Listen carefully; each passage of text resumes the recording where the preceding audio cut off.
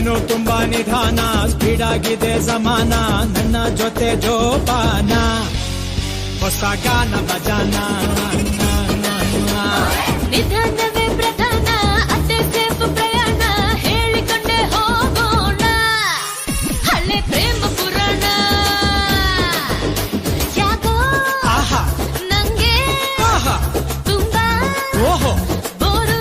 ಹಂಗ ಎರಡೇ ಎರಡು ಸ್ಟೆಪ್ಪು ಕುಣಿದು ಬಿಡೋಣ, ಹೊಸ ಗಾನ ಬಜಾನ. ಹಳೆ ಪ್ರೇಮ ಪುರಾಣ.